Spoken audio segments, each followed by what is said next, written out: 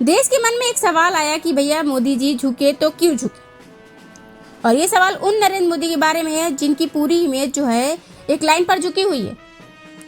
आधी रात को मित्रों कहने वाले मोदी जी जब फ्रेंड्स कहकर इंस्टाग्राम के लिए रील बनाए। और ये कोई मूवी का सीन नहीं है, डायलॉग नहीं है, ये भाई मोदी जी की बात है और मोदी जी इस बात की गवाही देते हैं। आप याद कीजिए कि भाई जब किसानों का आंदोलन हुआ और लाखों की तादाद में किसान थे, दिल्ली की सीमा पर घर बनाया गया था और उन्होंने ठंड भी झेली थी, गर्मी झेली थी, बरसात भी झेली थी। 13 महीनों में हजारों लाखों मतलब जो सैकड़ों लोग किसान ऐसे थे जो वापस लौट ही नहीं पाए, उनकी मृत्यु हो गई, अर्थियां लौटी थी। लेकिन सरकार ने दरवाजा अपना बंद ही रखा, खोला नहीं। कानून तब वापस हुए मतलब जब जो चुनाव हैं सामने थे, तब उन्होंने अपने आप को कुछ प्रूफ नहीं किया और जो हुआ वो होने दिया।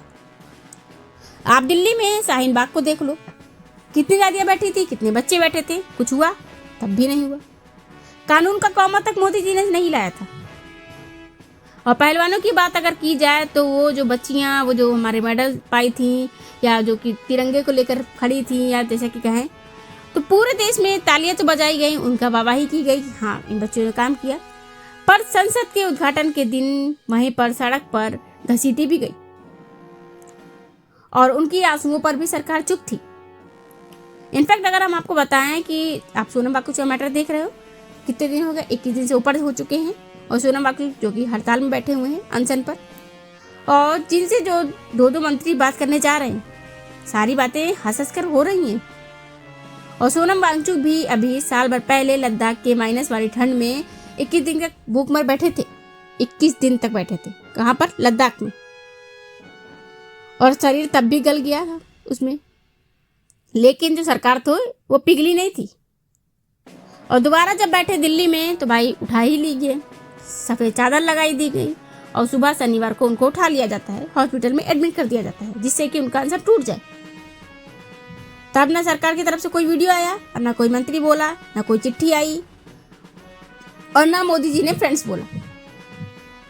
यानी मोदी जी सरकार का फॉर्मूला शुरू से रहा है। पहली बात से ये क्लियर था कि तुम बैठो, हम भी बैठे हैं, तुम कभी ना कभी तो थकोगे ही और वापस जाओगे अपने घर। हम में पेशेंस ज़्यादा है। कौन कहते हैं? मोदी जी। भाई ये बात तो सच है, मोदी जी में पेशेंस ज़्यादा बहुत है, क्योंकि मोदी जी इतना पेशेंस रख लेते हैं, कोई भी आंदोलन होता है वो उसे अनदेखा कर देते। जैसे कि किसान आंदोलन को अनदेखा किया, शाहीन बाग में जो मैटर हुआ उसको भी अनदेखा हुआ, और पहलवानों में जो दिखा आपने देखा ही, तब भी कुछ नहीं। लेकिन ये मैसेज गया कि भाई इस बार क्या हुआ। सरकार जो कि आंसुओं से नहीं पिघलती, आरतियों से नहीं पिघलती, और जैसे कि मेडलिस्ट थे और जो पहलवान थे उनसे भी नहीं पिघली कि वो हमारे देश का भविष्य है, मेडल पा रहे हैं। अब जनता सोच रही है कि भाई 26 दिन में ऐसा क्या हुआ कि मोदी जी इतना चेंज हो गए और इंस्टाग्राम पे रील शेयर कर रहे हैं अपनी, जिसमें मित्रों ना बोल करके फ्रेंड्स बोलते हैं। क्या छात्रों के हित की बात करने लगे मोदी जी? क्या वो बदल गए हैं? क्या वो स्टूडेंट के बारे में सोचने लग गए? 22 लाख से ज्यादा बच्चों की थी यहाँ पर पेपर लीक की कहानी। और दोबारा जब 46 दिन में जब मोदी जी ने कहा कि हम री एग्जाम करवाते हैं, तो वो भैया पीठ थपथपाने वाली बात तो है कि हमने नीट एंड क्लीन एग्जाम करवाया और बच्चे पास भी हुए, कुछ ने इंटरव्यू दिया और बताया भी कि हम पास हो गए। लेकिन इसमें भी अभी एक डाउट है और सच भी है कि 11 बच्चों की डेथ हो जाती है। एक बच्चा तो है जो कि री एग्जाम दे ही नहीं पाता है, सुबह चला था, और शायद यही वजह थी कि भाई जो 22 लाख बच्चे थे उनमें से कहानी निकल करके एक आती है कि अगर हर परिवार से 4-4 अगर मान लिया जाए तो ये संख्या करोड़ों में जाती है, और उसी का ये नतीजा होता है। देश के प्रधानमंत्री जब आधी रात को शेयर करते हैं इंस्टाग्राम पर अपनी रील, और जिसमें वो कहते हैं फ्रेंड्स, अकेले बैठ के मित्रों की जगह पर वो फ्रेंड्स कहते हैं। सोनम वांगचुक की सारी शर्तें मान लेते हैं, चलो ठीक है मान लिया। जिन लड़कों ने ढेरा पत्थर मारा उन पर भी केस नहीं करेंगे, मोदी जी का कहना है, हम उनको छोड़ देंगे भाई इज्जत। और जैसे कि जो नहीं है उनको मुआवजा देंगे, मतलब जिनकी मौत हो गई है आंदोलन में। संसद में भी जो मामला है वो उठा देंगे, मोदी जी का कहना है ये सब। अब विपक्ष वो बुला करके कह रहे हैं कि आप बहस कर लो। जैसे कि जो कांग्रेस जनता पार्टी है, सीजेपी है, उनसे भी बात की जा रही है कि आप भी आके मिल लो न्यूट्रल जगह पर। मतलब आप ये समझ लो कि मोदी जी इतना नहीं मानते। यहाँ पर अगर किसान जो हैं, किसानों के मामलों की बात अगर हम लोग कहें तो 13 महीनों तक किसानों ने मामला उठाया था उनका, और यहाँ पर सिर्फ 26 दिन में बात मान ली गई। और इसीलिए इसमें डाउट होता है कि क्या स्टूडेंट में इतनी ताकत थी कि 26 दिन में अपनी बात मनवा ली। किसान नहीं कर पाए वो काम, पहलवान भी नहीं कर पाए वो काम, बच्चे भी नहीं कर पाए, और शाहीन जो विभाग था वो भी नहीं कर पाया। और मोदी जी किसी में नहीं झुके, और मोदी जी का एक सिद्धांत है कि वो कभी झुकते ही नहीं। लेकिन क्या इस बार मोदी जी झुक गए, झुकते हुए दिखाया अपने आप को? ये बहुत बड़ा सवाल बनता है, क्योंकि मोदी जी जो भैया जो हैं वो किरदार को अगर आप उनके देखेंगे तो 12 साल में अभी तक एक भी मंत्री को इस्तीफा नहीं दिया उन्होंने लेने दिया। अगर हम आपको बता दें कोई इस्तीफा देना चाहता भी है तो मोदी जी देते नहीं। क्यों? क्योंकि उनकी इमेज खराब होगी, उनकी पार्टी का नाम खराब होगा, बीजेपी का। और यही आज की कहानी है। नमस्कार, मैं हूं सलोनी। और मोदी जी क्यों झुके, मोदी जी क्यों इतनी जल्दी इस टॉपिक पर सामने आकर बात करने लगे, क्यों ट्वीट करने लगे, ये सब इंपॉर्टेंट सवाल तो बन रहे हैं। और जैसा कि मैं बता दूं, इससे पहले भी मैं आपको बता देती हूँ कि आप सभी का शुक्रिया बड़ी संख्या में हमें प्यार देने के लिए। अब इसमें ये समझते हैं कि ये मामला उठा कहाँ से था। पेपर लीक से। पेपर लीक पकड़ा कैसे गया? तो जैसा कि सीकर में मकान मालिक जो कि कोचिंग सेंटर में पीडीएफ लेकर पहुंचा, गैस पेपर जो है बता करके टीचर ने स्क्रॉल किया, 45 के 45 क्वेश्चन मिल गए।